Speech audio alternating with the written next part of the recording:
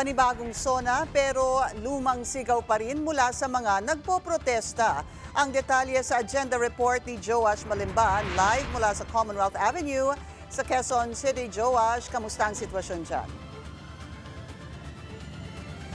Pinky, nasa 4,000 katao yung estimated ng Philippine National Police na dumalo dito sa tinaguriang SONA ng bayan sa harap ng St. Peter Church dito sa kahabaan ng Commonwealth Avenue. Yung mga dumalo rito, hindi lang taga Metro Manila. Meron din mga taga Southern Tagalog, taga Central Luzon, pati na rin yung mga iba't ibang mga grupo na may kanya-kanya mga dala na panawagan para kay Pangulong Bongbong Marcos.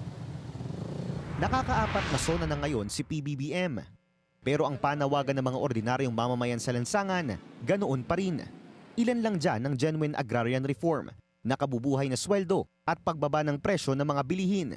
Sa inilabas na survey ng Strat-based Group noong Hunyo, tumaas sa 48% ang trust ratings ni PBBM.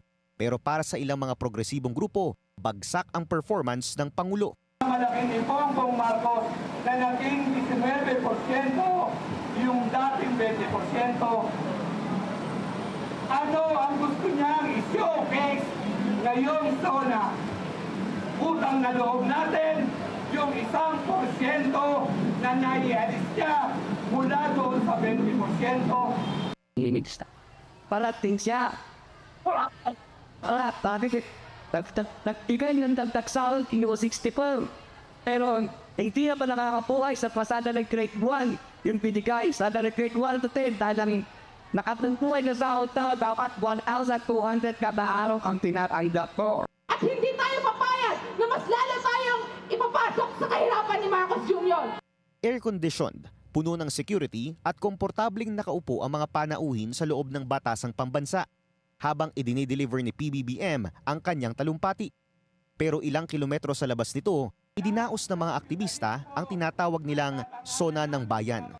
Ito ang tinuturing na People's SONA dahil ito ang totoong estado ng mamamayang Pilipino. Dito mo maririnig ano talaga ang kalagayan at problema ng mga maliliit na mamamayan.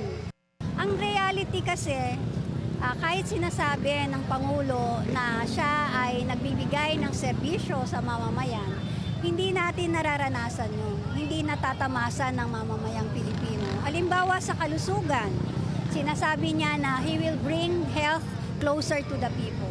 Hindi yun naramdaman ng karaniwang mamamayang Pilipino. Hindi rin nawala sa mga rally kanina ang pagkontra sa naging desisyon ng Korte Suprema sa impeachment ni VP Sara. Sa naganap na impeachment process na ginagawa ngayon, na nagpakita siya ng kalambutan, parang bakla ang posisyon niya dahil unang-una pa lamang pagbubuo ng impeachment nito ay unang-una pa lamang ay sinabi na niya ayaw niya ng impeachment. Kaya bahagi yon doon sa pagpunta namin dito bilang pagkondena sa pagbasura ng Korte Suprema doon sa impeachment trial. Hindi rin nawala ang tradisyon ng pagsusunog ng mga effigy tuwing SONA. Sa kabilayan ng paalala ni PNP Chief Nicolas Torre na hindi ito papayagan dahil sa paglabag daw ito sa batas. Kaya ang isang grupo na nagprotesta sa labas ng Department of Agrarian Reform naabugahan ng tubig habang nagsusunog ng tila mukha ng Pangulo. Pinky, concluded na yung programa dito at wala na halos tao except dun sa mga natira na naglilinis. Pero mabigat pa rin yung daloy ng mga sasakyan dito sa may Commonwealth Avenue. Usually tinatapos yung programa, Pinky, sa pagsunog ng effigy. Pero dito kanina, imbis na sunugin, ay sinira na lang nila yung effigy na inihanda para sa kilos protesta.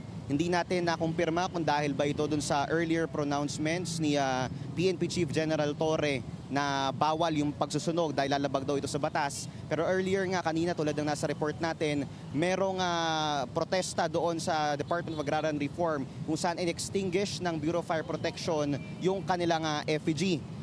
Overall, naging mapayapa at organized naman yung naging dispersal dito sa naging kilos protesta sa tinatawag na SONA ng Bayan. Pinky.